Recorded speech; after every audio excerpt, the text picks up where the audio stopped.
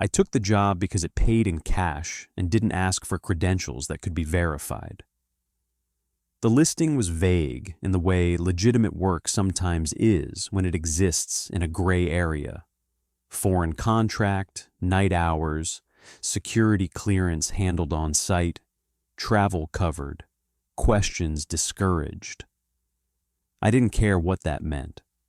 I cared that my bank balance had reached the point where numbers felt theoretical, where every purchase required justification. When I arrived outside Cairo and was driven west toward the plateau, the man in the passenger seat handed me a printed agreement and told me to read it carefully. The document was short, oddly so, and most of it concerned liability. One line stood out, not because it was emphasized, but because it wasn't explained. Excavation paths must follow approved lateral vectors. When I asked what that meant, the man smiled without humor and said, "You'll see." The site was not near the pyramids in the way tourists imagine. It wasn't directly beneath them, and it wasn't public-facing. It sat off to the side, fenced, floodlit, guarded by men who didn't wear uniforms, but all moved the same way. The entrance was a low concrete structure that looked temporary, despite having been there for years. Everything above ground suggested modern oversight. Badge scanners, biometric locks, reinforced doors. Everything below it felt older, even where it shouldn't have. The lift took us down past reinforced layers and into stone that had not been quarried cleanly. The walls were uneven, cut in stages, as if multiple teams had worked centuries apart without agreeing on a plan. When the doors opened, the air felt heavier, not stale, just pressurized in a way that made swallowing noticeable. The first rule was explained immediately. We were not supposed to dig straight down. Tunnels were to be cut laterally, gradually, in long arcs that descended only by degrees. No vertical shafts, no steep drops, no direct descents. The reason given was structural integrity. Vertical excavation destabilized layers. That explanation satisfied no one, but everyone nodded anyway. This wasn't the kind of place where you asked follow-up questions unless you were prepared to be remembered for them. I was assigned to overnight monitoring, equipment checks, sensor logs, and occasionally accompanying a drilling team to record measurements. The work was repetitive. That's how they kept it safe. Repetition limits curiosity. The tunnels themselves were wrong in ways that didn't announce themselves. They were consistent, smooth enough, reinforced with modern materials where necessary, but the stone behind them felt resolved, like it had already accepted the shape being cut into it. Tools didn't bite the way they should have. They slid. Drills hummed more than they ground. When you placed your hand against the wall, the vibration from distant machinery didn't travel evenly. It arrived in pulses, delayed, like sound through water. On my third shift, I noticed that walking the same stretch of tunnel felt different depending on direction. Uphill felt longer. Downhill felt compressed. No one commented on it. No one ever commented on the tunnels. The second rule was not written anywhere. I learned it by watching. Teams never stopped directly beneath another tunnel. They staggered their work, offsetting levels, never aligning vertically. When a new branch was cut, it curved, even when it didn't need to. Perfectly straight tunnels were avoided. I asked one of the drill operators why, trying to keep my tone casual. He didn't answer immediately.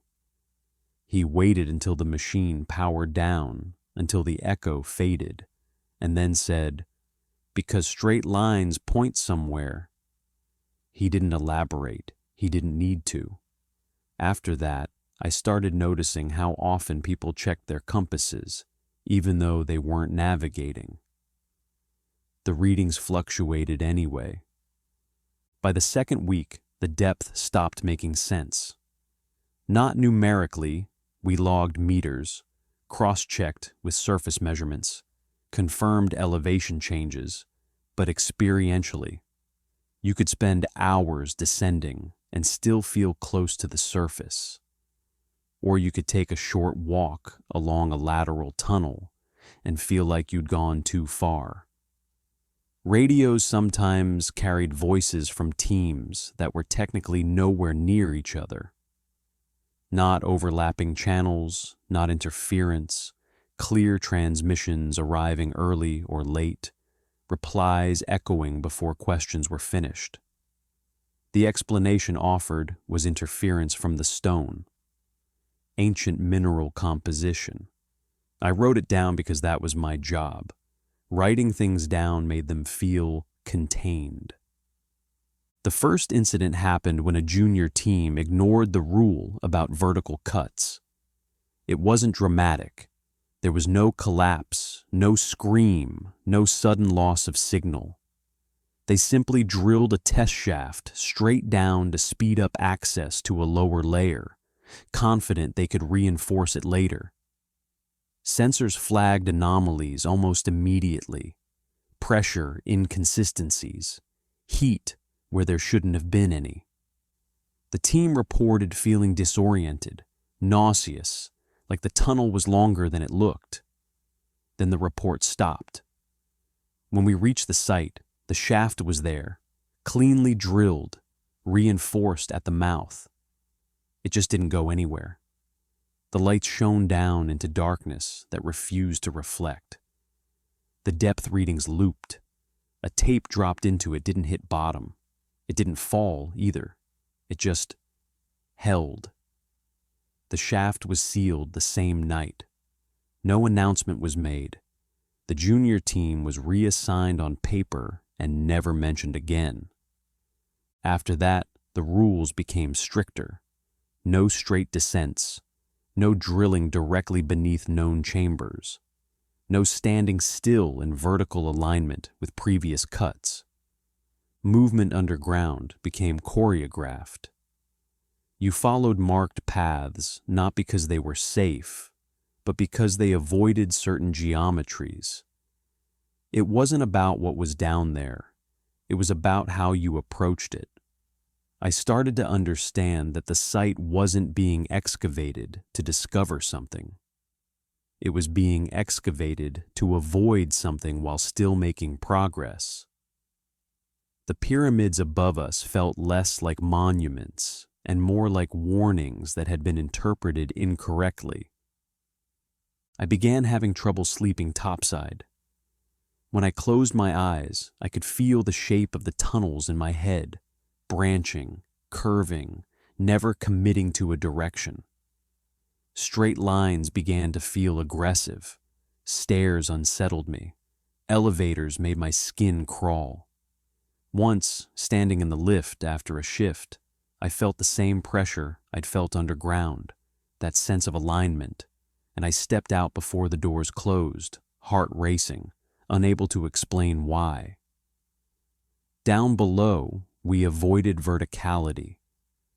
Above ground, I realized I was doing the same. The third rule emerged quietly. Never mark the lowest point. Depth was recorded, logged, averaged, but never highlighted. No one circled numbers. No one wrote deepest yet. I caught myself almost doing it once and scratched it out immediately, unsure why. When I asked a supervisor about it later, he said, "Because if you define the bottom, you invite something to meet you there." He said it like a joke, but his hand shook when he signed off my log. One night, a lateral tunnel curved too smoothly. It felt deliberate, like something guiding the cut. The drill team reported a sensation of falling sideways, of the ground sloping beneath their feet, even though instruments showed level terrain. I accompanied them to log the anomaly. Halfway down the tunnel, my radio crackled, and I heard my own voice reporting our position, minutes before I'd said it. The echo wasn't distorted. It was calm, procedural, already finished. I stopped walking. The pressure in my head intensified immediately. The drill operator grabbed my arm and pulled me forward, hissing, "Don't stop, don't align." We kept moving until the sensation eased. Later, I realized I'd been standing directly above an older chamber, one that had been sealed decades ago. Vertical alignment, the forbidden thing. That was when I understood what the rules were really for. We weren't avoiding collapse. We weren't protecting the structure. We were preventing convergence. Straight down wasn't dangerous because it was unstable. It was dangerous because it created a direct relationship between layers that weren't meant to acknowledge each other. Depth, when approached gradually, could be managed, but verticality created a tension. It told whatever existed below that something above was looking for it. The final incident happened near the end of my contract. A senior team, confident and overworked, decided to speed up access to a deeper lateral by cutting a steep descent, not straight down, but close enough to feel like a shortcut. The sensors went wild, heat bloomed, pressure spiked. The tunnel began to feel close, not collapsed, close, like walls leaning in without moving. I was logging from a junction when the lights flickered and the radios filled with overlapping voices. Different teams, different times, reporting the same coordinates from different depths. Then one voice cut through, low and steady, speaking in a language none of us recognized, but which carried a clarity that made translation feel unnecessary. The voice wasn't coming through the radio, it was coming through the stone. The order to evacuate came late, too late for some. The steep descent was sealed remotely, concrete pumped in until the instruments stopped screaming. We were told the incident was contained, that the anomaly had stabilized. No one used the word resolved. Above ground, the pyramids caught the dawn light like they always had, massive and indifferent.